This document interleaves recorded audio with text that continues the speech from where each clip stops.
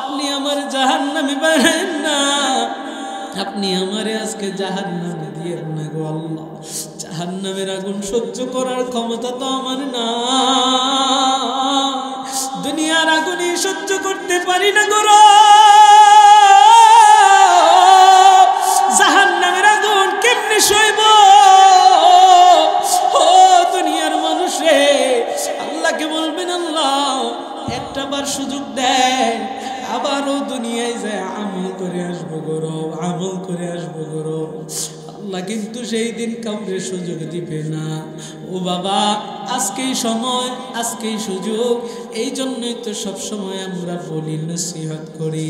আল্লাহর নবী জানান, আমলের যখন ডাক আসবে সাথে সাথে আমলের জন্য দৌড়ায় যাও। আল্লাহ যখন আপনাকে আমাকে একটা আমল করার সুযোগ দিবে, আমলটা যত ছোটই হোক না কেন, হেলাই খেলায় এটাকে বাদ দেওয়া যাবে না।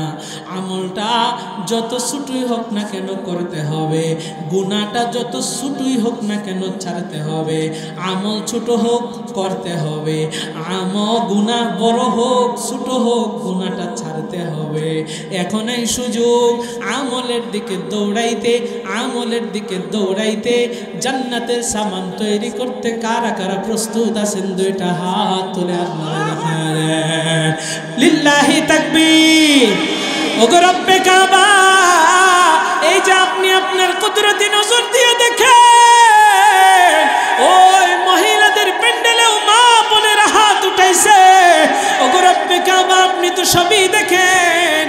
এই লোকগুলো তওবা করতেছে আর নিয়ত করতেছে, আজকে থেকে আমল যে আমলের ডাক আসুক না কেন ছাড়বে না। আমল ছোট হইলেও ছাড়বে না, গুনাহ ছোট হইলেও করবে না। আল্লাহ আপনি আমাদের সবাইরে কবুল করেন, জোরে বলেন আমিন। আমার আল্লাহ তাআলা পবিত্র কোরআনে হাকিমের ভিতরে জানা দেয়, ফি কুলুবিহিম মারাদুন ফাযাদাহুমুল্লাহু মারাদা। আল্লাহ বলেন, আমি মানুষের কলবের ভিতরে একটা রোগ দিয়েছি। রোগ, মানুষের কলবের ভিতরে একটা রোগ হয়। মুফাসসিরে কেরামগণ বলেন সেই রোগের নাম হচ্ছে নিফাক। এরাদের আশ্রমের মুসলমান, আমি আপনাদেরকে আলোচনাটা বুঝাইয়া বুঝাইয়া সামনের দিকে যাব। মাঝে মাঝে প্রশ্ন করব, আপনারা আলোচনাটা বুঝতেছেন কিনা এটা জানার জন্য। যদি প্রশ্নের জবাব দিতে পারেন তাহলে মাথার ভিতরেও কথাগুলো ঢুকে যাবে। আমার আল্লাহ তাআলা বলেন, ফি কুলুবিহিম মারাদ, মানুষের কলবের ভিতরে একটা রোগ হয়। মুফাসসিরে কেরামগণ বলেন সেই রোগের নাম হচ্ছে নিফাক। এরা দুনিয়ার মানুষ রে। এবার একটু আপনাদেরকে জিজ্ঞাসা করতে চাই, মুফাসসিরে কেরামগণ রোগের যে নামটা বলেছেন, রোগের নাম হচ্ছে নিফাক। আপনারা একটু জবাব দিয়া জানায় দেন রোগের নাম কি? আর জোরে বলতে হবে, রোগের নাম কি? এই রোগটা মানুষের কলবের ভিতরে হয়। এদের আশ্রমের মুসলমান, আল্লাহ এই কোরআনটাকে আপনার আমার জন্য নাজিলিত করেছেন শিফা, ঔষধ স্বরূপ হিসাবে। এরে দুনিয়ার মানুষ রে, আমার আল্লাহ পবিত্র কোরআনের ভিতরে আয়াত নাজিল করে জানায় দেয়, ওয়া নুনাজ্জিলু মিনাল কোরআনি মা হুয়া শিফা। আমি এই কোরআনটাকে নাজিল করেছি রে মুমিন তোদের জন্য ঔষধ স্বরূপ হিসাবে। এরে দুনিয়ার মানুষ, শুধু তাই নয়, তাই নয়, আমার আল্লাহ বলেন, ওয়া রাহমাতুল লিল মুমিনিন। আমি আল্লাহ তাআলা এই কোরআনটাকে মুমিনদের জন্য রহমত হিসাবে নাজিল করেছি। আর ঈমানের পাওয়ার দিয়ে জোরে বলেন না সুবহানাল্লাহ। এদের আশ্রমের মুসলমান, একটু দিলের কানটা লাগায় শুনবেন।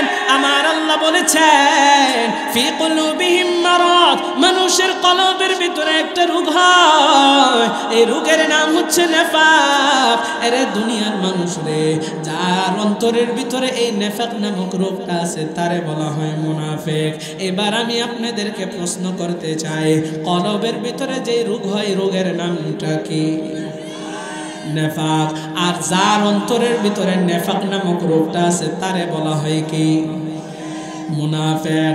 এরা দিন আশ্রমের মুসলমান, এই পৃথিবীর জমিনে কত মানুষের জ্বর হয়, কত মানুষের ঠান্ডা হয়, কত মানুষের কাশি হয়, বিভিন্ন রোগ আক্রান্ত হয়ে যায় মানুষ। কারো কিডনি জনিত রোগের ভিতরে আক্রান্ত হয়ে আছে, কেউ বা আবার ক্যান্সারে আক্রান্ত হয়ে আছে, কেউ বা আবার হৃদরোগে আক্রান্ত হয়ে আছে। এক এক মানুষের এক একটা রোগ আমার আল্লাহ দিয়ে রেখেছেন। এই প্রত্যেকটা রোগের চিকিৎসার দরকার আছে না নেই? আপনাদের আওয়াজে কই মনে হয় চিকিৎসার দরকার নাই? আছে না নাই? এ ফুলবাড়িয়ার মুসলমান, আপনার যদি জ্বর হয়, ঠান্ডা হয়, কাশি হয়, আপনি যদি রোগাক্রান্ত হয়ে যান, ক্যান্সার আক্রান্ত হয়ে যান, আপনার কিডনির ভিতরে যদি ঝামেলা ধরা পড়ে যায়, আর যদি আপনি চিকিৎসা না কইরা বসে থাকেন, এটাকে অবহেলা করেন, তাইলে এই রোগটা আস্তে আস্তে বৃদ্ধি বা বড় হওয়ার আশঙ্কা আছে না নেই? এখান থেকে মানুষটা কিন্তু মারাও যেতে পারে, বড় আরো রোগাক্রান্ত হয়ে যেতে পারে।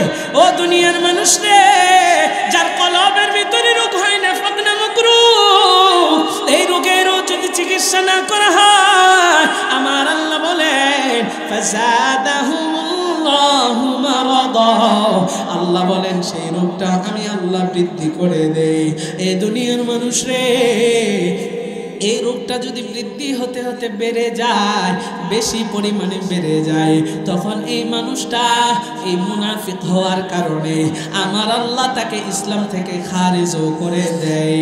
এরে দুনিয়ার মানুষ, মুনাফিক এই দুই প্রকার। এক নাম্বার মুনাফিক বিশ্বাসগত মুনাফিক, দুই নাম্বার মুনাফিক কর্মগত মুনাফিক।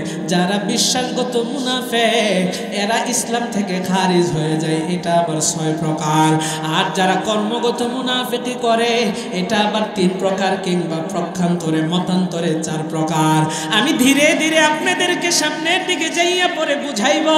এ দুনিয়ার মানুষ, তাইলে এই নিফাক নামক রোগটা যদি বৃদ্ধি হয়, ওই মানুষটা ইসলাম থেকে খারিজ হয়ে যায়। আরে দুনিয়ার মানুষ রে, এবার আমি আপনাদেরকে একটু জিজ্ঞাসা করতে চাই, দুনিয়ার ভিতরে বিভিন্ন রোগের যেরকম চিকিৎসা করা হয়, ঠিক তেমনি ভাবে এই নিফাক নামক রোগেরও চিকিৎসার দরকার আছে না নাই? আর জোরে বলেন, আছে না নাই?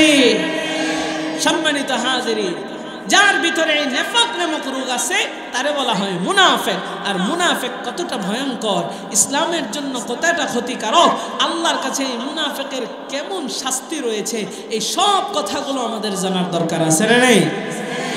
সম্মানিত হাজিরিন, ধাপে ধাপে ইনশাআল্লাহ আপনাদেরকে জানাও।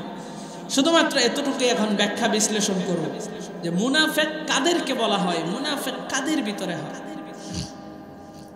মুনাফিক কোন গরু, ছাগল বা বিভিন্ন চতুষ্পদ প্রাণীর ভিতরে হয় না, মুনাফিক হয় মানুষের ভিতরে। জবাব দেবেন, মুনাফিক কিসের ভিতরে হয়? পিছনের মানুষরা কয় না, কিসের ভিতরে হয়? মানুষের মধ্যে হয়। এবার আসেন, কোন মানুষ?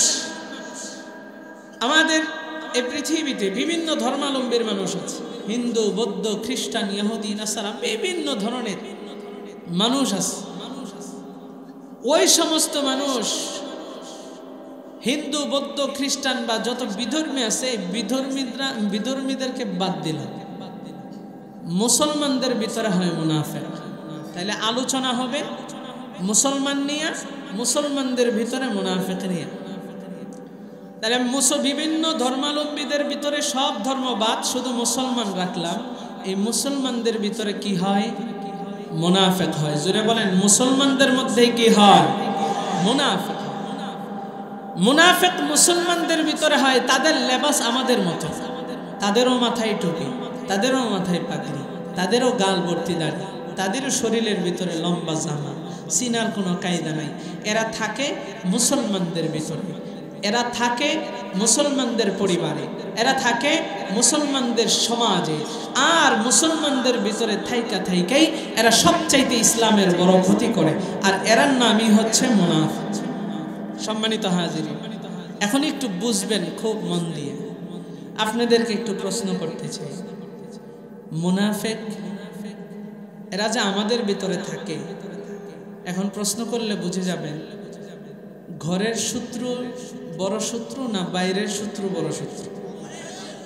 জোরে কোন শত্রু? ঘরের শত্রু। মুনাফিক কাফেরের চাইতেও ভয়ঙ্কর। নবী বলেন আল মুনাফিকুনা আশাদ্দু খাত্তা মিনাল কাফিরিন। মুনাফিক কাফেরের চাইতেও ভয়ঙ্কর। কারণ হচ্ছে মুনাফিক আপনার আমার ভিতরেই চলে, কাফেররা বাহিরের শত্রু, ওরা ভিতরগত বিষয় জানে না। আর মুনাফিক মুখে কালিমা পড়েছে ঠিক, কিন্তু আপনার আমার সাথে চলার কারণে আপনার আমার মতো টুপি লাগায়, মুখের ভিতরে আপনার আমার মতো লম্বা দাড়ি, জামাটাও আপনার আমার মতো, আপনার আমার সাথে মসজিদের ভিতরে যাইয়া নামাজ পড়ে। আবার এই সমস্ত মুনাফিকেরাই আপনার আমার ভিতরে তাইকাই, আপনার আমার সাথে চইলেই, আপনার আমারটা খায়াই, ওরা আমাদের ভিতর থেকে আঘাত করতে করতে ইসলামকে ধ্বংসের দ্বার প্রান্তে নিয়ে যায়। মুনাফিক ঘরের শত্রু। নবী কয় আল মুনাফিকুনা আশাদ্দু খাত্তা মিনাল কাফিরিন। কাফেরের চাইতেও মুনাফিক হচ্ছে সবচাইতে বড় ভয়ঙ্কর।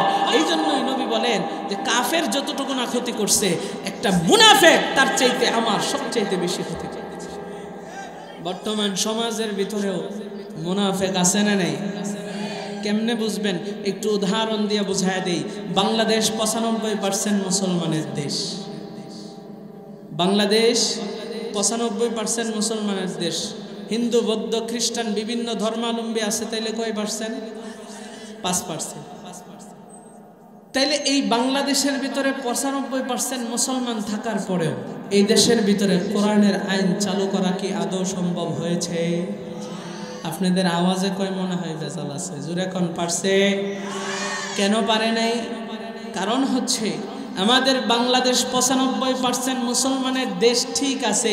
ও দুনিয়ার মানুষ, এই দেশের ভিতরে 95% মুসলমান আমরা যে বলি, আসলে 95% মুসলমান এই দেশের ভিতরে নাই, বরং এই 95% মুসলমানের ভিতরে অধিকাংশই মুনাফিক মুসলমান নামের নামধারী মুনাফিকরা বসবাস করতেছে, যার ফলে আমার এই সোনার বাংলাদেশে কোরআনের আইন বাস্তবায়ন করা সম্ভব হচ্ছে না এই সমস্ত মুনাফিকদের কারণে। কথা কোন ঠিক কিনা? সমাজের ভিতরে ধরেন 100%-এর ভিতরে 99% মুসলমান আছে একটা সমাজ, আর 1% আছে হিন্দু বৌদ্ধ খ্রিস্টান বা অন্যান্য ধর্মাবলম্বীর। বলেন এই সমাজের ভিতরে একটা যাত্রাপালার অনুষ্ঠান দিলে এই 99% মুসলমান যদি চাইতো এটাকে বন্ধ করতে পারতো নাকি পারতো না? কিন্তু বন্ধ হয় না কেন?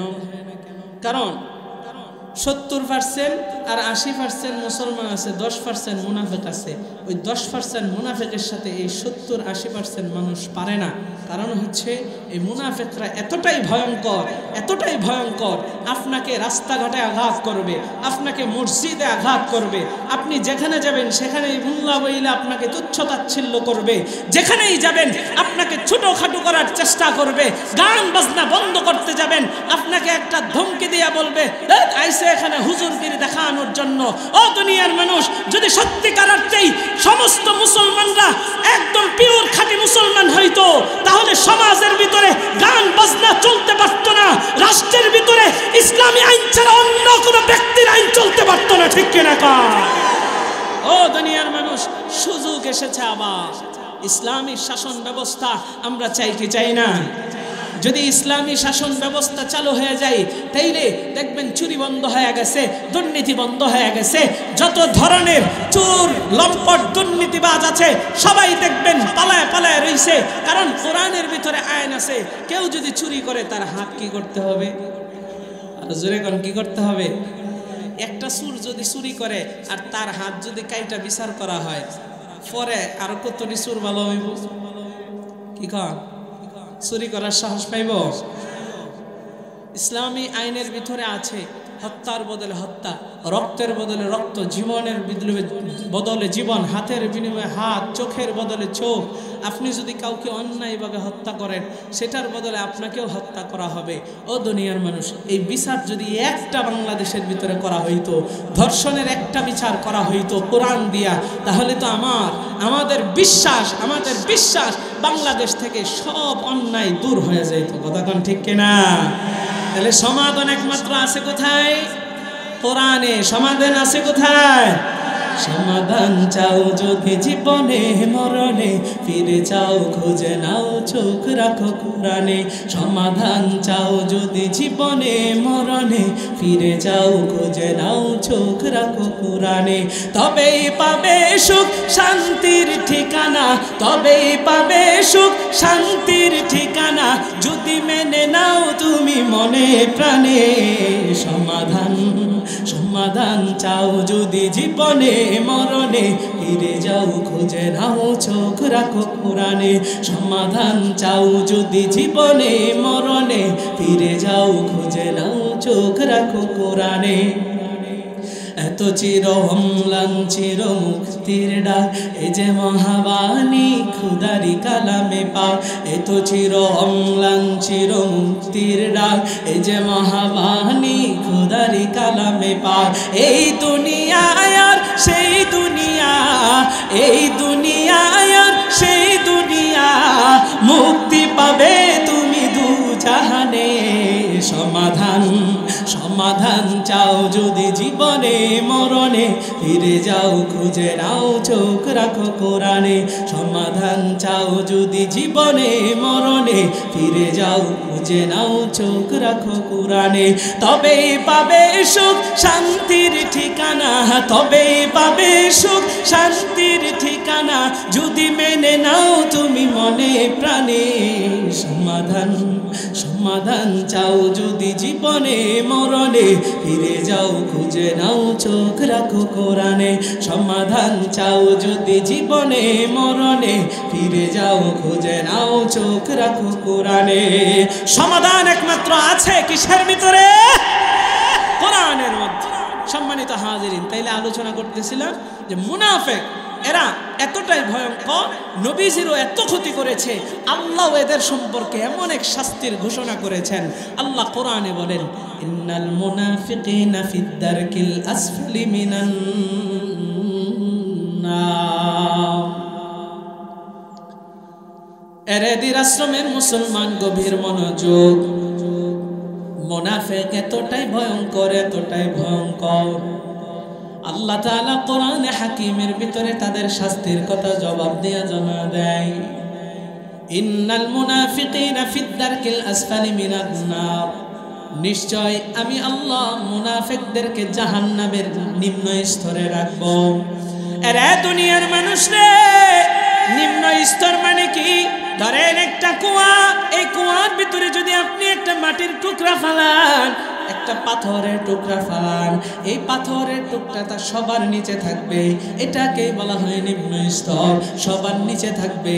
তার মানে আমার আল্লাহ একজন মুনাফিক দিয়া জাহান্নাম উদ্বোধন করবেন। জোরে কন্না নাউজুবিল্লাহ। আরে দুনিয়ার মানুষ রে, মুনাফিক কতটা ভয়ঙ্কর, আপনার আমার ভিতরে কিন্তু মুনাফিক ঘুরতেছে, আপনার আমার ভিতরে মুনাফিক চলতেছে। এরে দুনিয়ার মানুষ রে, একটু দিলের কানটা লাগায় শুনবেন, আমি আপনাদেরকে কি বুঝাইতে চাই বুঝেন। সর্বপ্রথম বুঝাইলাম, আপনাদেরকে জানাইলাম, মানুষের কলবের ভিতরে রোগ হয়, এই রোগের চিকিৎসা না করলে রোগটা কিন্তু বৃদ্ধি পাইতে থাকে। এই রোগটা বৃদ্ধি হইতে হইতে মানুষ ইসলাম থেকে কিন্তু খারিজ হয়ে যায়। মুনাফিক কত প্রকার? প্রথমত দুই প্রকার, কর্মগত মুনাফিক, বিশ্বাসগত মুনাফিক। যারা বিশ্বাসগত মুনাফিক এরা কিন্তু কাফের হয়ে যায়। এটা আবার 6 প্রকার, আপনাদেরকে প্রকারগুলো রাষ্ট্রে বলে দিব। কর্মগত মুনাফিক 3 প্রকার, কিংবা মতান্তরে 4 প্রকার।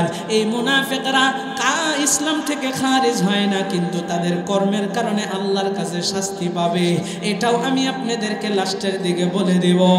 এরপরে আমি আপনাদেরকে হাদিস দিয়ে বুঝাইলাম, এই মুনাফিকরা কাফেরের চাইতেও ভয়ঙ্কর। মুনাফিকের পরিচয় দিতে গিয়ে আপনাদেরকে উদাহরণ দিলাম। এই মুনাফিকদের কারণেই কিন্তু আমার সোনার বাংলাদেশে কোরআনের আইন চালু করা যায় না, কোরআনের শাসন চালু করা যায় না। এখন এই সুযোগ, এই মুনাফিকগুলোরা চিহ্নিত কইরা কইরা দূরে হটাইয়া কোরআনের আইন যেন আমাদের সোনার বাংলাদেশে চালু হয়। অনেক কিছুই তো আমরা দেখলাম, এবার আমরা কোরআনের আইন দিয়ে শাসন করতে চাই। এরে দুনিয়ার মানুষ রে, এরপরে এখন আপনাদেরকে জানাইতেছি, আমার আল্লাহ মুনাফিকদেরকে কি শাস্তি দিবেন। আল্লাহ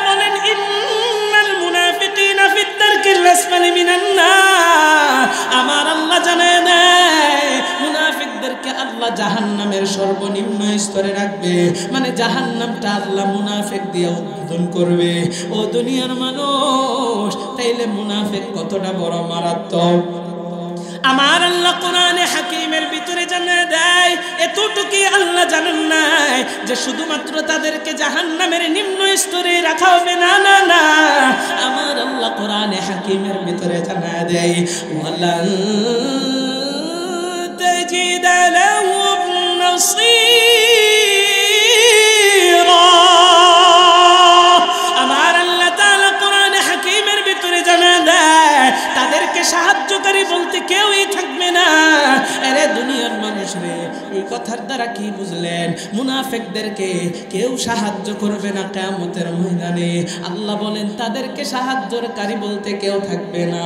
ও দুনিয়ার মানুষ, এমন কি আমার মায়ার নবী, রহমতের নবী, সরকারি দু আলম নবী, তিনিও মুনাফিকদেরকে সাহায্য করতে পারবেন না। একটু জোরে কন্যা নাউজুবিল্লাহ। আমার আল্লাহ তাআলা দেখেন কত শক্ত এই মুনাফিকদের ব্যাপারে। মুনাফিকদের সর্দার ছিল আব্দুল্লাহ ইবনে উবাই ইবনে সুলুল। মদিনার ভিতরে মুনাফিকদের লিড দিত। প্রত্যেকটা দলেরই একটা লিডার থাকে। ও দুনিয়ার মানুষ রে, এই মুনাফিকদেরও একটা লিডার ছিল মদিনার ভিতরে, তার নাম হচ্ছে আব্দুল্লাহ ইবনে উবাই ইবনে সুলুল। ও দুনিয়ার মানুষ, এই মুনাফিকের সর্দার মাথার ভিতরে কত সুন্দর চমৎকার টুপি লাগাইছে, মুখের ভিতরে সুন্দর দাড়ি, জুব্বাটাও লাগাইয়া আমার মায়ের নবীর পিছনে দাঁড়াইয়া দাঁড়াইয়া নামাজ পড়তো। কত বড় মুনাফিক! নবীর পিছনে দাঁড়াইয়া নামাজ পড়তো ঠিক, কিন্তু নবীর আড়াল থেকে যখন চলে যাইতো তখন সে যাইয়া কাফের বেঈমান মুশরিকদের সাথে গোপনে গোপনে আতাত করতো, বৈঠক করতো, আমার মায়ার নবীকে হত্যা করার মতো ষড়যন্ত্র করতো। জোরে কন্যা নাউজুবিল্লাহ। এরাদের আশ্রমের মুসলমান, এ আব্দুল্লাহ ইবনে উবাই ইবনে সুলুল আমার মায়ার নবীর আর ইসলামের কেমন ক্ষতি করেছে একটু দিলের কান লাগায় শুনবেন। আব্দুল্লাহ ইবনে উবাই ইবনে সুলুল আমার ইসলামের এমন ক্ষতি করেছে, সাহাবীদেরকে গালাগালি করত, আমার মায়ার নবীকে গালাগালি করত, নবীর সামনে যাইয়া আবার দরবেশ সাজতো, নবীরে ভালোবাসে এটা মুখ ফুলায়া ফুলায়া বলতো, কিন্তু না না না, গোপনে আমার মায়ের নবীরা হত্যার ষড়যন্ত্র করত। ও দুনিয়ার মানুষ, শুধু তাই নয় তাই নয়, আম্মাজান আয়েশা সিদ্দিকা রাদিয়াল্লাহু আনহা, আমাদের আম্মাজান উম্মাতুল মুমিনিন, আমার মায়ের নবীর সহধর্মিনী আম্মাজান আয়েশার উপরে জিনার মতো যে অপবাদ যে ব্যক্তিটা দিয়েছিল, এই ব্যক্তিটা ছিল এই মুনাফিকের সর্দার আব্দুল্লাহ ইবনে উবাই ইবনে সুলুল। আরে দুনিয়ার মানুষ, দেখেন কত মারাত্মক ভয়ঙ্কর এক মুনাফিকের সর্দার তিনি ছিল এই আব্দুল্লাহ ইবনে উবাই ইবনে সুলুল। উহুদের মতো যুদ্ধে আমার মায়ার নবী, দয়ার নবী, রহমতের নবী কাফেরদের বিরুদ্ধে যখন যুদ্ধ করার জন্য রওনা হয়ে গেল, এই মুনাফিকের সর্দার তখন চিহ্নিত হয়ে গিয়েছিল। উহুদের যুদ্ধের মতো একটা যুদ্ধে রওনা হওয়ার পর যুদ্ধের ময়দানের কাছাকাছি যখন গিয়েছে, ঠিক সেই মুহূর্তে এই আব্দুল্লাহ ইবনে উবাই ইবনে সুলুল কাফেরদের সাথে আঘাত করে 300 তার মুনাফিক নিয়ে আমার মায়ের নবীর পিছন থেকে পালায়া চলে আসছিল। জোরে কন্যা নাউজুবিল্লাহ। কয়শো যোদ্ধা? 300 যোদ্ধা নয়, এরা 300ই ছিল মুনাফিক। মুনাফিকের সর্দার আব্দুল্লাহ ইবনে উবাই ইবনে সুলুল। উহুদের মতো একটা যুদ্ধ, যে যুদ্ধে একটু ভুল বোঝাবুঝির কারণে, এই সমস্ত বিভিন্ন কারণে 70 জন সাহাবী শাহাদত বরণ করেছিলেন। এমনকি আমাদের প্রিয় নবী সম্মানিত চাচা হযরতে হামজা রাদিয়াল্লাহু আনহু নির্মমভাবে শহীদ হয়েছিলেন, যার কলিজাটা কাফের উমাইয়া টান দিয়া ছিঁড়া এরপরে চাবায়া চাবায়া খাইছিল। নাউজুবিল্লাহ। যারা হজ্জে বাইতুল্লাহ গিয়েছেন, উমরায় গিয়েছেন, হজ করেছেন, উহুদের ময়দানে গিয়েছেন, এই সাহাবীদের একটা এরিয়া দেওয়া হয়েছে, এখানে সাহাবীরা শায়িত আছে, দেখে এসেছেন। আল্লাহ, এই শুধুমাত্র মুনাফিকদের কারণে 300 যোদ্ধা যখন সে নিয়ে পিছন থেকে 300 মুনাফিক তার অনুসারী নিয়ে চলে আসলো, এই তারা চিহ্নিত হয়ে গেল যারা মুনাফিক। এরা দুনিয়ার মানুষ। তাইলে এই মুনাফিকের সর্দার আব্দুল্লাহ ইবনে উবাই ইবনে সুলুল সহ অন্যান্য মুনাফিকরা আমার মায়ার নবীর সাথে এত এত খারাপ আচরণ করেছে, আম্মা জান আয়েশার উপরে জিনার অপবাদ দিয়েছে, ওদের আশ্রমের মুসলমান শুধু তাই নয় নবীর হত্যার ষড়যন্ত্র করেছে, আমার মায়ার নবীকে কত জায়গায় অপমান করার চেষ্টা করেছে, যুদ্ধের ময়দানে আমার মায়ার নবীকে শহীদ করার জন্য ষড়যন্ত্র করে তার কাফের বাহিনী থেকে পিছন থেকে নিয়ে আসে পালায় আসছে। ও দুনিয়ার মানুষ একটু দিলের কানটা লাগায় শুনবেন, এখান থেকে আরেকটা মেসেজ আমি আপনাদেরকে জানাইতে চাই। যে বিষয়টা বুঝাইতেছিলাম মুনাফিকদের যে ভয়ঙ্কর পরিণতি এবং মুনাফিকেরা যে কত ভয়ঙ্কর হয় সেটা আপনাদেরকে বুঝাইতেছি। এখান থেকে আরেকটা বিষয় জানায় দেই, এই মুনাফিকরা আমার মায়ার নবীকে কষ্ট দিছে নাকি দিছে না? আওয়াজে কয় মনে হয় দেয় নাই, দিছে নাকি দিছে না? কন্যা বেশি, আহারে কত বেশি। কিন্তু আমার মায়ার নবী রহমতের নবী, তাদের জন্য দেখেন আমার নবী কি করেছেন, আমার নবী তাদের সাথে কি আচরণ করেছেন। ও দুনিয়ার মানুষ রে, আমার মায়ার নবীর মহত্ব বুঝাইতে যায়া, আমার মায়ার নবীর গুণাবলী বুঝাইতে যায়া, আমার মায়ার নবীর উদারতা বুঝাইতে যায়া, আমার মায়ার নবীর মায়া বুঝাইতে যায় এই কথাগুলো বলবো। আল্লাহর নবী বিশ্ব নবী রহমাতুল লিল আলামিনকে এই আব্দুল্লাহ ইবনে উবাই ইবনে সুলুল এত কষ্ট দেওয়ার পরেও আমার মায়ার নবী তার সাথে কি আচরণ করেছেন দেখেন। আব্দুল্লাহ ইবনে উবাই ইবনে সুলুল মৃত্যু শয্যায় শায়িত, তার মৃত্যু শয্যায় যখন শায়িত হয়ে গেছে, আব্দুল্লাহ ইবনে উবাই ইবনে সুলুলের মুখ দিয়া কালিমা বের হয় না, কষ্ট হইতেছে, প্রচুর কষ্ট।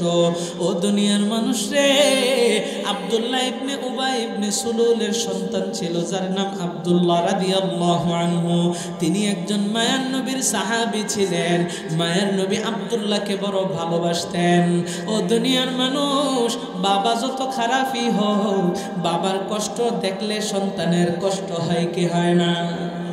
আব্দুল্লাহ রাদিয়াল্লাহু আনহু তার বাবা আব্দুল্লাহ ইবনে উবাই ইবনে সুলুলে মৃত্যু শয্যায় শায়িত হইয়া কষ্ট দেখিয়া আব্দুল্লাহ রাদিয়াল্লাহু আনহু আর সইতে পারে না, দৌড়াইয়া একবার সামনের দিকে যায় আর একবার পিছনের দিকে চলে আসে, যে যাই নবীর কাছে একটু যাইয়া আমার বাবার জন্য একটু নবীর কাছ থেকে কিছু নিয়ে আসি, যে জিনিসটা খাইলে আমার মায়ার নবী যদি দোয়া করে, এই দোয়ার বরকতে হলেও আমার বাবা যেন একটু মৃত্যুর এই কষ্টটা কম হয়, যন্ত্রণাটা যেন একটু লাঘব হয়ে যায়।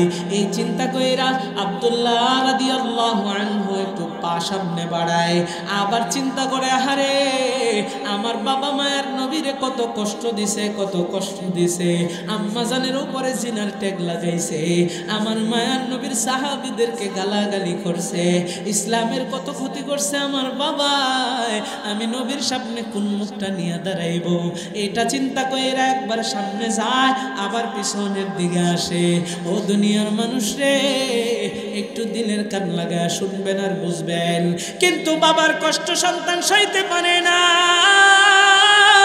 মুনাফিকের একটা সন্তান আব্দুল্লাহ রাদিয়াল্লাহু আনহু বাবার কষ্ট দেখা সইতে পারে না।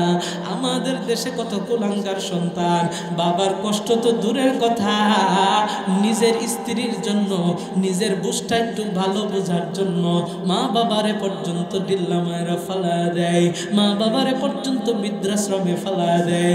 ও কপাল পুরা সন্তান, মা বাবা যেই দিন থাকবে না সেই দিন বুঝবে মা বাবার কোন যন্ত্রণা কত, মা বাবার মর্যাদা কত। মা বাবা যেই দিন থাকবে না সেই দিন বুঝবি মা বাবা কি জিনিস ছিল। আজকে মা বাবারে কেমন কইরা কষ্ট দাও, মা বাবারে কেমন কইরা ভাত না দিয়ে আজকে তুমি ভাত খাও। রে দুনিয়ার মানুষ রে, আল জান্নাতু তাহতা আকদামিল উম্মাহাত, মা বাবাই তোমার জন্য জান্নাত। ও দুনিয়ার মানুষ, মা বাবাই তোমার জন্য জাহান্নাম। মা বাবারে কষ্ট দিও না রে ভাই। ও বাবা, মা বাবারে সব সময় যাদের মা বাবা আছে তাদের সেবা করবেন, মা বাবা মারা গেছে তো তাদের জন্য দান সৎকা করবেন, মা বাবা মারা গেছে তো তাদের জন্য দোয়া করবেন, মা বাবার কবরের পাশে যাইয়ে একটু জিয়ারত করবেন আর চোখের পানি ঝরাইবেন। আল্লাহ আমাদের সবাইরে মা বাবাকে খেদমত করার তৌফিক দান করুক। জোরে বলেন আমিন, আর জোরে বলেন না আমিন। রোডের আশ্রমের মুসলমান, আল্লাহর নবীর সাহাবী, মুনাফিকের সর্দারের সন্তান আব্দুল্লাহ রাদিয়াল্লাহু আনহু, এবার তিনি দৌড়াইয়া আর পিছনের দিকে না যাইয়া আমার মায়ার নবীর কাছে দৌড়াইয়া চলে গেলেন। ও দুনিয়ার মানুষ রে, আমার মায়ার নবীর সামনে যাইয়া কাঁপতেছে কাঁপতেছে। নবী আমার আব্দুল্লাহকে দেখা মুচকি একটা হাসি দিয়া সামনের দিকে ডাইকা আনছে। রে আব্দুল্লাহ, কেন তুমি কান্দো, কেন তুমি কাঁপতেছো? বলে নবী গো, আমি ভয়ে কাঁপতেছি, না জানি আপনি আমার কথাটা শোনার পরে আমারে ধমক দেন, আমারে না জানি আপনি তাড়াইয়া দেন। আমার মায়ার নবী, দয়ার নবী, রহমতের নবী আব্দুল্লাহকে ডাক দিয়া কই, রে আব্দুল্লাহ, না না না, আমি আমার একজন কলিজার টুকরা সাহাবী রে, কেনই বা ধমক দিব রে? ও আব্দুল্লাহ, কেন আসছো বলো? কই নবী গো, আমার বাবা আব্দুল্লাহ ইবনে উবাই ইবনে সুলুল, যদিও মুনাফিকের সর্দার, আপনাকে অনেক কষ্ট দিছে, কিন্তু নবী উনি তো আমার বাবা, আর আপনি তো বলেছেন মা বাবার যেন খেদমত করে সন্তান। মা বাবা যত খারাপই হোক, মা বাবার যেন কষ্ট না দেয়। ও নবী, আমি আমার বাবার কষ্ট সইতে পারতেছি না, বাবা মৃত্যু সজ্জায় শায়িত, বাবার অনেক কষ্ট হইতেছে, মুখ দিয়া কালিমা বের হয় না। ও নবী, আপনি আমারে এমন একটা কিছু দেন যেটার কারণে আমার বাবার মুখ দিয়া কালিমা বের হবে, আমার বাবার মৃত্যু যন্ত্রণাটা একটু লাঘব হবে। আমার মায়ার নবী, দয়ার নবী, রহমতের নবী কয়, রে আব্দুল্লাহ, যাও যাও যাও, একটা কৌটা নিয়ে আসো। আমার মায়ার নবীর সামনে কৌটাটা আনার পর আমার মায়ার নবী তার মুখের থুতু মোবারকটা ওই কৌটার ভিতরে দিলেন আর বললেন, যাও রে আব্দুল্লাহ, আমার মুখের এই লালাটা তোমার বাবার মুখের ভিতরে লাগায়া দাও, তোমার বাবার একটু পান করায়া দাও। আল্লাহ চাহে তো তোমার বাবার জবান দিয়ে আল্লাহ কালিমা বের করে দিবে। আর জোরে কন্যা সুবহানাল্লাহ। আমার মায়ের নবীর এত কষ্ট দেওয়ার পর আমার মায়ের নবী কত মুচকি হাসি দিয়া তার মুখ দিয়ে যেন কালিমা বের হয়, সেই জন্য আল্লাহর নবী কত সুন্দর চমৎকার করে তারে মুখের থুতু মুবারক লালন মুবারকটা দিতে চাইলেন। ও দুনিয়ার মানুষ, আমার মায়ের নবীর দিলের ভিতরে মায়া ভরা, আমার মায়ের নবীর দিলের ভিতরে দয়া ভরা। আমার মায়ের নবী তো গোটা জমিনটার জন্য রহমত, আমার মায়ের নবী তো গোটা জগতের জন্য রহমত। আমার মায়ের নবী কারো জন্য গজব নয়, আমার মায়ের নবী সবার জন্য রহমত। আল্লাহ কোরআনে হাকিমের ভিতরে জানা দেয়, ওমা আরসালনাকা ইল্লা রাহমাতাল লিল আলামিন। আল্লাহ তাআলা জানায় দেয়, নবী, আমি আপনাকে সমস্ত জগতের জন্য রহমত স্বরূপ বানাইছি। ও দুনিয়ার মানুষ রে, এবার একটু আপনারা জবাব দিয়া জানা দেন, আপনারা আমার দিকে তাকাইয়া জবাবটা দিবেন, আমার মায়ের নবী রহমত নাকি গজব? আপনাদের আওয়াজটা পছন্দ হয় নাই, জুড়ে বলেন রহমত নাকি গজব? রহমাতুল লিল আলামিন নবী, রহমাতুল লিল আলামিন নবী, কোরআনে প্রমাণ, উম্মত বিনে কে বুঝিবে আমার দয়ার নবীর শান, আশিক বিনে কে বুঝিবে আমার মায়ার নবীর শান। রহমাতুল লিল আলামিন নবী, রহমাতুল লিল আলামিন নবী, কোরআনে প্রমাণ, উম্মত বিনে কে বুঝিবে আমার দয়ার নবীর শান, আশিক বিনে কে বুঝিবে আমার মায়ার নবীর শান। নবী আমার ওই মদিনার বুলবুল,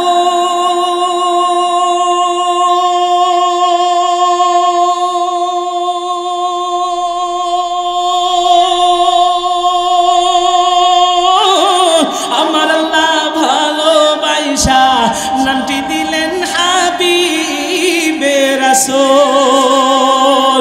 আল্লাহু আকবার। নবী আমার ওই মদিনার বুলবুল, আমার আল্লাহ ভালোবাসা নামটি দিলেন হাবিবে রাসূল। ওই নবীকে ভুল বুঝিলে, ওই নবীকে না মানিলে থাকবে না ঈমান। উম্মত বিনে কে বুঝিবে আমার দয়ার নবীর শান, আশিক বিনে কে বুঝিবে আমার মায়ার নবীর শান। রহমাতুল লিল আলামিন নবী, রহমাতুল লিল আলামিন নবী, কোরআনে প্রমাণ। উম্মত বিনে কে বুঝিবে আমার দয়ার নবীর শান, আশিক বিনে কে বুঝিবে আমার মায়ার নবীর শান। একটু জোরে বলেন না আল্লাহু আকবার, আর জোরে বলেন না আল্লাহু আকবার। এ দিরাশ্রমের মুসলমান, আমার মায়ার নবী হযরত আব্দুল্লাহ রাদিয়াল্লাহু আনহুকে ডিব্বার ভিতরে থুতু মুবারকটা দিয়া দিলেন। আব্দুল্লাহ রাদিয়াল্লাহু আনহু এই ডিব্বাটা নিয়ে বাবার সামনে গেলেন।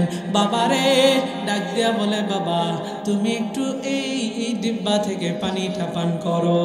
আব্দুল্লাহ রাদিয়াল্লাহু আনহুকে মুনাফিকের সর্দার ডাক দিয়া বলে, ও আব্দুল্লাহ তুমি এটা কি আনছো, কি আনছো?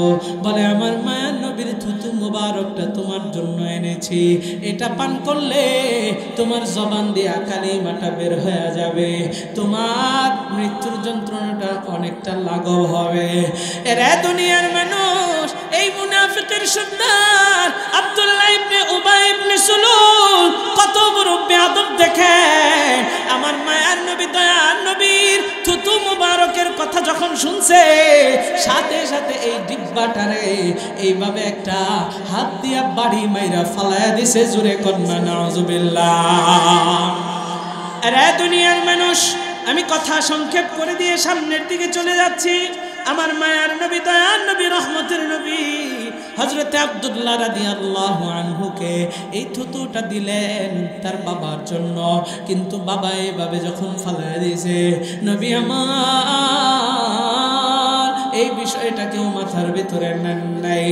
ও দুনিয়ার মানুষ, এই মুনাফিকের সর্দার দুনিয়া থেকে বিদায় নিয়ে চলে গেছে।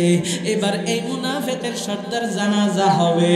আব্দুল্লাহ রাদিয়াল্লাহু আনহু চোখের পানিগুলো ছড়াইয়া জড়াইয়া দৌড়াইয়া দৌড়াইয়া আবার নবীর কাছে আসছে। ডাক দিয়া কয়, ইয়া রাসূলুল্লাহ, ইয়া হাবিবাল্লাহ, ও আমার প্রাণের নবী গো, আমার বাবা তো দুনিয়া থেকে বিদায় নিয়ে চলে গেছে। নবী, আমার বাবা তো জাহান্নামে হয়ে গেছে, কালিমা মুখ দিয়া বের হয় নাই। ও নবী, আপনি যদি আমার বাবার জানাজাটা পড়াইতেন তাইলে বুঝি আমার বাবার একটু লাঘব হইতো, আমার বাবার একটু আল্লাহ ক্ষমা করতো। আমার মায়ার নবী দয়ার নবী রহমতের নবী হযরত আব্দুল্লাহর ডাক দিয়া কয়, রে আব্দুল্লাহ, এইভাবে রিকোয়েস্ট করার প্রয়োজন নাই, আমি তোমার বাবার জানাজা পড়াইবো।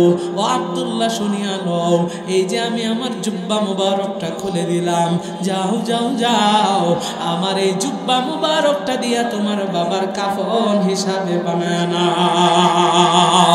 জোরে কন্যা সুবহানাল্লাহ। নবী আমার নিজের জুব্বাটা খুইলা এই আব্দুল্লাহ রাদিয়াল্লাহু আনহুকে দিলেন, যাতে মুনাফিকের সর্দার যে নবীর এত ক্ষতি করছে, ইসলামের ক্ষতি করছে, তাকে তার কাফন হিসাবে ব্যবহার করতে পারে, এই জন্য দিয়ে দেয়।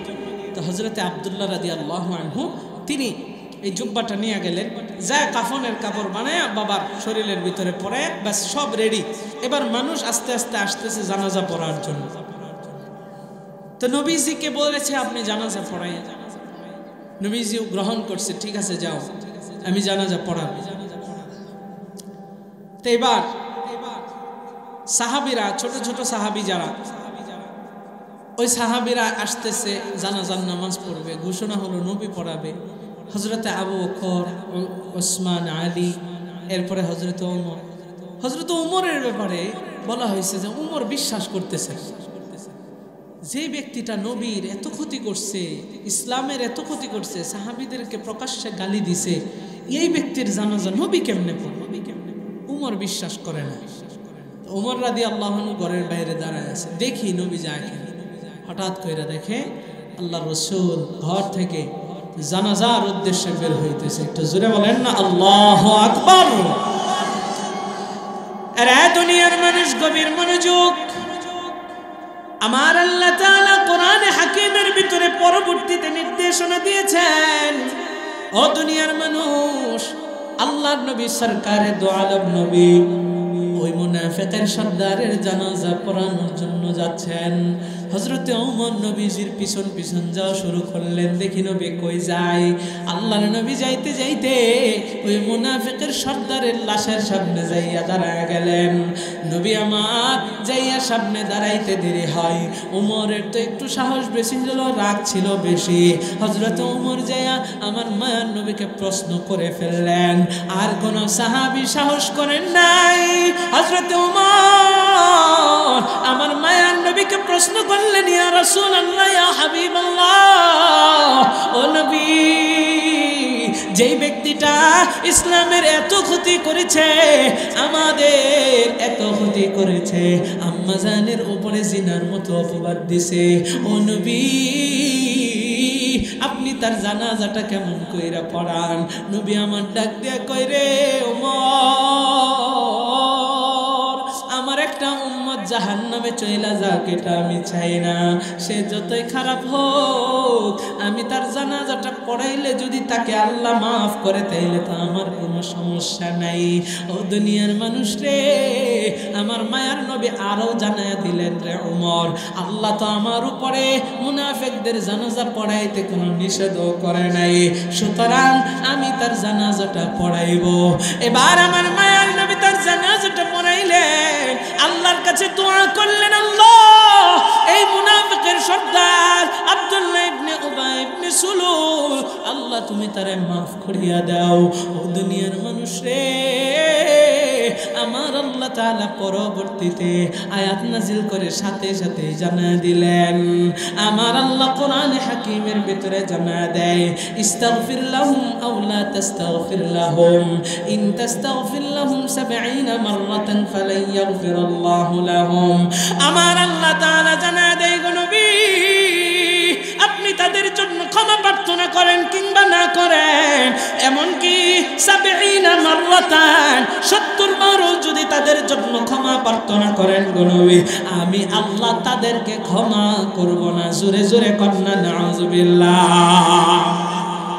এরাদের আশ্রমের মুসলমান শুধু তাই নয়, আমার আল্লাহ কোরআনে হাকিমের ভিতরে জানা দেয়, যালিকা বিআন্নাহুম কাফারু বিল্লাহি ওয়া রাসূলিহি ওয়াল্লাহু লা ইয়াহদিল কওমাল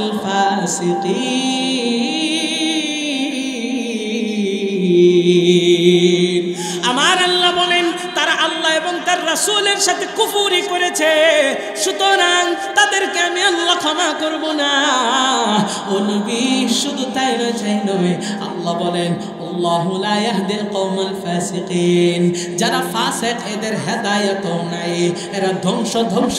নবী তাদের জন্য দোয়া করলেও আল্লাহ কবুল করবে না। ওই যে আয়াত বললাম, ওয়ালান তাজিদা লাহুম নাসীরা, এরে দুনিয়ার মানুষ রে, আল্লাহ তাআলা তাদেরকে সাহায্যকারী বলতে আল্লাহর কাছে কেউই থাকবে না। নবী তাদের জন্য দোয়া করলেও কাজ হবে না, 70 বার দোয়া করলেও কাজ হবে না। ও দুনিয়ার মানুষ, এরপরে আল্লাহ তাআলা নিষেধ করে দিলেন, ও নবী, আপনি কোনো মুনাফিকদের জানাজায় শরীক হয়েন না। ও দুনিয়ার মানুষ রে, তাইলে একটু জবাব দিয়া জানায় দেন, এই মুনাফিকরা কত বড় ভয়ঙ্কর, মুনাফিকরা কত খারাপ।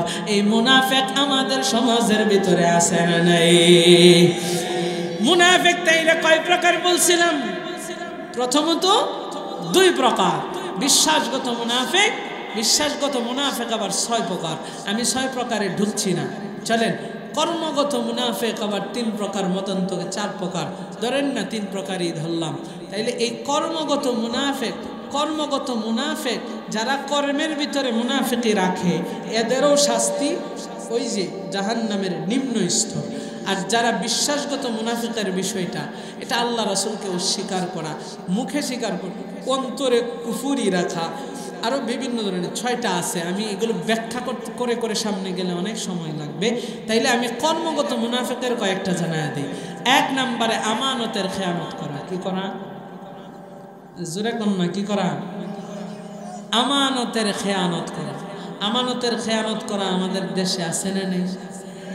আমানতের খেয়ানত করে। আমানত কিসের কিসের হতে পারে? কোরআনের আমানত হতে পারে, বুঝলেন? কথার আমানত হতে পারে, টাকার আমানত হতে পারে। আপনার কাছে এক লোক টাকা রাখছে, যে এটা আমানত দিলাম, আপনি যা এটা একদম স্যাপদা ডল্লা খায় ফেলেছে, তাহলে আমানতের কি করলেন? নবীজি শক্ত আমানতদার ছিলেন। নবীর কাছে কাফেররা পর্যন্ত আয়েশা সম্পদ রাখত। সুবহানাল্লাহ কইতেন না? আমানতের খেয়ানত যে করবে সেও কি মুনাফিক। তাহলে এই সংক্ষেপে বললাম। 2 নাম্বার, ওয়াদা খেলাপ করে। যে ওয়াদা ভঙ্গ করে, ওয়াদা ভঙ্গ করে এরকম লোক সমাজে আছে না নেই? আরো জোরে বলেন। ওয়াদা ভঙ্গকারী সেও মুনাফিক। আমাদের সমাজের ভিতরে কত মানুষ আছে ওয়াদা ভঙ্গ করে। এই সরাসরি সামনে ওয়াদা করে, পিছনে যায় ওয়াদা ভঙ্গ করে। অথচ আল্লাহ কোরআনে কারীমের ভিতরে বলেন, ইয়া আইয়ুহাল্লাযীনা আমানু আউফু বিল উকুদ, তোমরা তোমাদের চুক্তি বা ওয়াদা পূর্ণ করো, চুক্তি পূর্ণ করো। আজকে দেখেন ওয়াদা সমাজের ভিতরে মানুষ পানি ভাতের মতো ভঙ্গ করে। 3 নাম্বার, মিথ্যা কথা বলে। যে ব্যক্তি মিথ্যা কথা বলে ওই ব্যক্তিও মুনাফিক। 4 নাম্বার, মতান্তরে 4টা বলছিলাম না, গালাগালি করে। তাহলে এইগুলা আমাদের ভিতরে নাই? আরো জোরে কম নাই? তাহলে এইগুলা থেকে আমাদের বাঁচার দরকার আছে না নেই? আরো জোরে বলেন, আছে না নেই? ও দুনিয়ার মানুষ, এজন্য আমাদের কি করতে হবে? আল্লাহর কাছে তওবা করতে হবে, মাফ চাইতে হবে। আল্লাহকে সাহায্যকারী হিসাবে পাওয়ার জন্য আমি আপনাদের কাছে ছোট্ট একটি দোয়া পেশ করব। কি পেশ করব?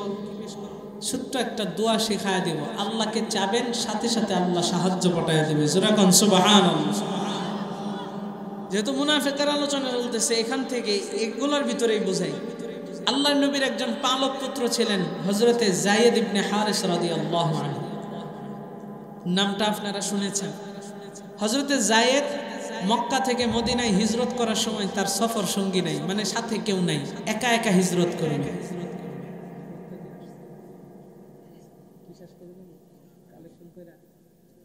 কোন সময় শেষ করব সেটা বলেন। বুঝলাম তো, করবো মানে সময় সময়গুলো আগে দিতে। সম্মানিত হাজিরিন, তাহলে কি বলতেছি? আপনাদের মনোযোগ আছে? বয়ান কি আরেকটু করব না ছেড়ে দেব? করব, আচ্ছা ঠিক আছে। তো হযরতে যায়েদ ইবনে হারিস রাদিয়াল্লাহু আনহু নবীজির পালক পুত্র ছিলেন। হযরতে যায়েদ রওনা হলেন। তো হিজরত এটা যখন তারা করেছে, তখন কেউ কারোর জন্য অপেক্ষা করে নাই। নবী বলছেন, এখন হিজরত তোমাদের উপরে ফরজ, হিজরত করো। যে সময় পেয়েছে সাথে সাথে হিজরত করে ফেলছে, কেউ কারোর জন্য অপেক্ষা করে না। সম্মানিত হাজিরিন, হযরতে যায়েদ ইবনে হারিস রাদিয়াল্লাহু আনহু যখন হিজরত করবে, দেখে তার সাথে কেউ নাই। একা একা হিজরত করতেও ভয় লাগে, কারণ এক দিক দা কাফেররা আর এক দিক দা মুনাফিকরা, আছে না নেই? ভয়। মনোযোগ কি আমার দিকে আছে? ওদিকে কি? এদিক তাকান। তখন তো আমিও ওদিকে তাকায় থাকবো। হযরতে যায়েদ রওনা হলেন মদিনার উদ্দেশ্যে। রাস্তার ভিতরে হঠাৎ করে দেখে একজন সুন্দর সাবদারিওয়ালা, বিশাল লম্বা এক জামা লাগানো এক লোক তার সামনে, তারে সালাম দিছে। তো সালাম যেহেতু দিছে, তাহলে তো হ্যাঁ মুসলমান। যায়েদ রাদিয়াল্লাহু আনহু বললেন, আপনি কে? আমিও তো তোমার এক সাথী ভাই, আমিও মুসলমান, আমিও নবীর উপরে আল্লাহর উপরে কালিমা পড়ে ঈমান এনেছি, আমিও হিজরত করার জন্য বের হয়েছি, কোনো সফর সাথী পাইতেছি না, তোমারে যেহেতু পাইছি, তোমারে আমি চিনছি, তোমার সাথে আমি সফর সঙ্গী হিসাবে যাইতে চাই, তুমি কি আমারে নিবা? হযরত যায়েদ বললেন, মুসলমান সাথী ভাই, একই দুজন একই পথের পথিক, আপনিও হিজরত করবেন, আমিও হিজরত করব, চলেন দুইজন একসাথেই যাই। জোরে কন্না সুবহানাল্লাহ। এবার হযরত যায়েদ রাদিয়াল্লাহু আনহু রওনা হয়ে গেলেন। এরাদির আশ্রমের মুসলমান গভীর মনোযোগ। আল্লাহর নবী বিশ্ব নবী রাহমাতুল লিল আলামিনের পালক পুত্র হযরত যায়েদ, তিনি রওনা হওয়ার পর পথের ভিতরে দাড়িওয়ালা লম্বা জুব্বাওয়ালা লোকটাকে সফর সঙ্গী হিসেবে নিলেন। আল্লাহর নবীর এই পালক পুত্র হযরত যায়েদ সামনের দিকে যায়, তিনি জানতেন না এটা কি অরিজিনালি মুসলমান নাকি অন্য কিছু। ও দুনিয়ার মানুষে, হযরত যায়েদের সফর সঙ্গী যে হয়েছে এই ব্যক্তিটা আসলে মুসলমান ছিল না, সে ছিল একজন মুনাফিক। আর তার অন্তরের ভিতরে একটাই নিয়ত ছিল, এই যায়েদকে আমি হত্যা করব। জোরে কন্না নাউজুবিল্লাহ। এবার সেই মুনাফিক ব্যক্তিটা যায়েদকে নিয়ে সঙ্গে চলতে লাগলেন। এদের আশ্রমের মুসলমান সামনের দিকে যতই যায়, হযরত যায়েদ ওই মুনাফিক ব্যক্তিটাকে তো মুসলমান বন্ধু হিসাবেই ভেবেছে। হযরত যায়েদ বলে, ভাই আমার তো বড় ক্লান্তি লাগতেছে, আমি একটু বিশ্রাম করতে চাই, চলেন না এখানে কোনো একটা জায়গায় বিশ্রাম করি।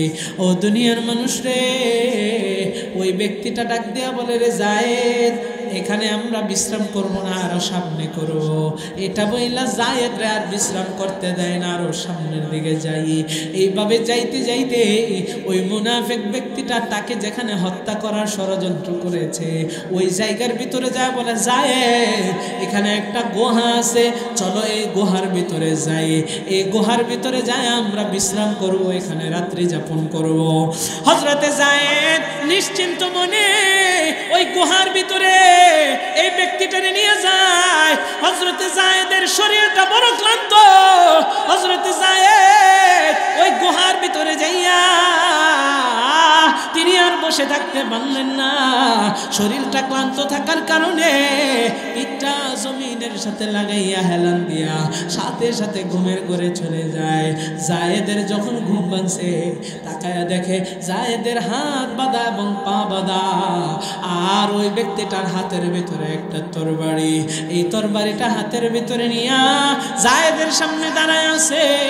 যায়েদ চোখ খুইলা ভয় পেয়ে গেছে, দেখে গুহার ভিতরে অন্ধকার, আর কোনো মানুষ নাই। সফর সঙ্গী যে ব্যক্তিটা ছিল, ওই ব্যক্তিটা তারে মারার জন্য দাঁড়ায় আছে। আর ওই ব্যক্তিটা ঘোষণা করতেছে, কটাল তো, আমি তোমাকে হত্যা করব, হত্যা করব। যায়েদ বলে, লিমা তাকতুলুনি, কেন তুমি আমারে হত্যা করবা? এরে দুনিয়ার মানুষ, বর্তমান সময়ে দেখবেন একজন আরেকজনরে হত্যা করে। যে হত্যা করে সেও জানে না কেন হত্যা করতেছে, আর যে ব্যক্তিটা হত্যা হয় সেও জানে না কেন মারা গেছে। আল্লাহর নবী জানায় দেয়, কিয়ামতের আগে মানুষ কেন হত্যা করবে এটাও জানবে না, কেন হত্যা হবে সেটাও সে জানবে না। এটা কিয়ামতের একটা সবচাইতে বড় আলামত। যায়েদ ডাক দেয়া বলে, লিমা তাকতুলুনি, তুমি আমাকে কেন হত্যা করবা? এবার সেই ব্যক্তিটা ডাক দেয়া বলে, ইন্নী আ'লামু আন্না মুহাম্মাদান ইউহিব্বু, আমি জানি মুহাম্মাদুর রাসূলুল্লাহ সাল্লাল্লাহু আলাইহি ওয়াসাল্লাম তোমাকে অনেক ভালোবাসে, তোমাকে অনেক মহব্বত করে যায়েদ। ওয়া আনা উবগিদুহু, কিন্তু আমি মুহাম্মদকে বড়ই ঘৃণা করি। জোরে কন্না নাউজুবিল্লাহ। এবার সেই মুনাফিক বলতেছে, মুহাম্মদুর রাসূলুল্লাহ সাল্লাল্লাহু আলাইহি সাল্লাম তোমাকে মহব্বত করে, ভালোবাসে, এটা আমি জানি, কিন্তু আমি আনা উবগিদুহু, আমি মুহাম্মদকে ঘৃণা করি। এই ঘৃণা করি বিদায় আমি তোমাকে হত্যা করব। এরা দুনিয়ার মানুষ গভীর মনোযোগ। এবার সেই মুনাফিক ব্যক্তিটা হাতের তরবারিটা নিয়া হযরতে যায়েদের হাত পা বাঁধা অবস্থায় গলার ভিতরে তরবারিটা নিয়ে আবার লাগায় দিবে। জায়েদ দেখলো তার তো দুনিয়াতে কেউ নাই, এই গুহার ভিতরে তার ডানেও মানুষ নাই, বামেও মানুষ নাই, দুনিয়ার কেউ সাহায্যকারী বলতে সেখানে তার কেউ নাই। জায়েদ এবার আসমানের দিকে চোখটা তার তুইলা আসমানের দিকে তাকাইয়া আগিথনি ইয়া রহমান, আগিথনি ইয়া রহমান বলে আল্লাহর কাছে সাহায্য প্রার্থনা করে। আমার রব্বে কাবাকে যখন আগিসনি ইয়া রহমান বলে ডাক দিয়েছে, আগিসনি ইয়া রহমান বলে ডাক দিতে দেরি হয়েছে, সাথে সাথে গাইবে একটা আওয়াজ, লা তাকতুলহু, তাকে হত্যা করিও না। এমন এক বিকট আওয়াজ, আওয়াজের কারণে মুনাফিক ব্যক্তিটা ভয়ে তার হাত থেকে তরবারিটা ফালায়া দিছে। একটু জোরে কন্না আল্লাহু আকবার। কিন্তু মুনাফিক ব্যক্তিটা ডানে তাকায়, বামে তাকায়, পিছনে তাকায়, দেখে কেউ নেই। কে বলে লা তাকতুলহু, তাকে হত্যা করিও না। মুনাফিকের সর্দার আবারও তরবারি নিয়ে জায়েদকে এবার দ্রুত হত্যা করার জন্য ছুরিটা গলায় যখন ধরছে, আবার বলে কে যেন লা তাকতুলহু, তাকে হত্যা করিও না। ও দুনিয়ার মানুষ, এবারও মুনাফিকের সর্দার ডানে তাকায়, বামে তাকায়, পিছনে তাকায়, কেউ নেই, কেউ নেই। তৃতীয়বারের মতো আবারও মুনাফিকের এই ব্যক্তিটা, মুনাফিক ব্যক্তিটা হযরতে জায়েদের গলায় তরবারি এবার চালায় দিবে। জায়েদ বলে আগিসনি ইয়া রহমান,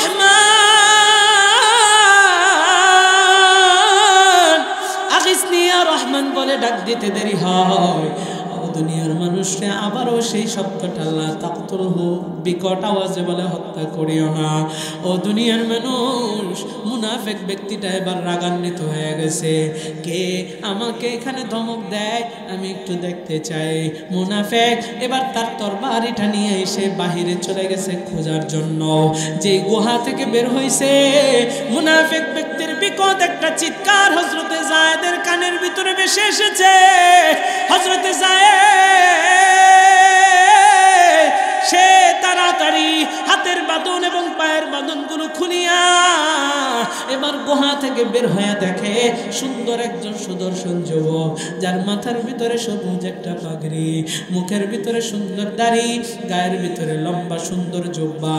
ও দুনিয়ার মানুষ রে, ঘোড়ার ভিতরে সে বসে আছে, তার হাতের ভিতরে একটা তরবারি, আর এই তরবারি থেকে রক্তের ফুটা টস টস করে জমিনের ভিতরে পড়তেছে।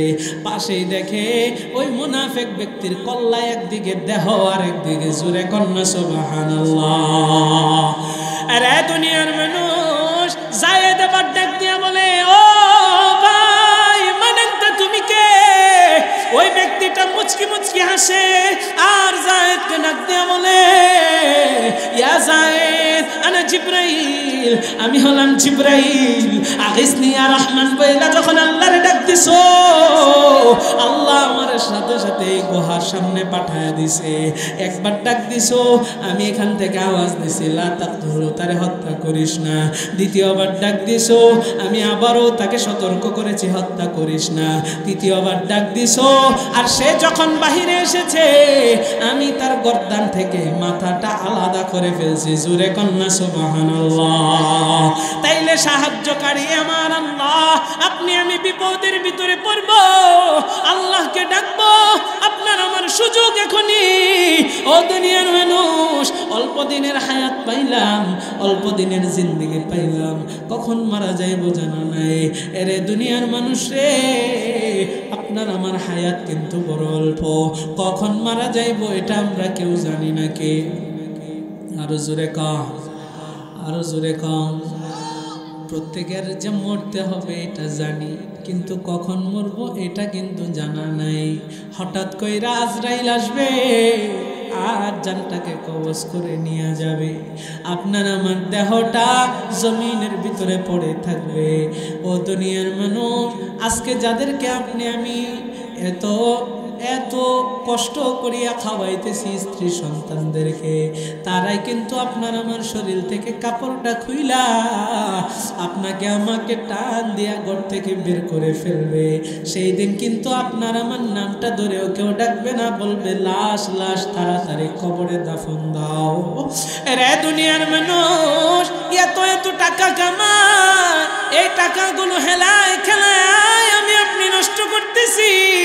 আপনার আমার কিন্তু এই দুনিয়াটাই হচ্ছে আখিরাতের সামান তৈরি করার জায়গা। আমার মায়ার নবী বলেন আদ-দুনিয়া মাজরাতুল আখিরাহ, এই দুনিয়াটা হচ্ছে আখিরাতের ক্ষেত স্বরূপ। এই দুনিয়ার ভিতরে যা কামাই করব আখিরাতে আপনার কাজে লাগবে, আমার কাজে লাগবে। এই দুনিয়াতে কামাই করব না, আখিরাতে কিন্তু আপনার আমার কিন্তু কোনোই কাজে আসবে না। সেই দিন যখন জাহান্নামী হিসাবে ঘোষণা হয়ে যাবে, আপনাকে আমাকে জাহান্নামে যখন যাওয়ার জন্য নির্দেশ দিবে, আপনি আমি জাহান্নামে যেতে চাইব না। আল্লাহর নিয়োজিত জাহান্নামের ফেরেশতারা আপনাকে আমাকে টানতে টানতে জাহান্নামের দিকে নিয়ে যাবে, কিন্তু আমি আপনি চোখের পানিগুলো জড়াইয়া জড়াইয়া রব্বে কাবারে ডাইকা ডাইকা বলবো রে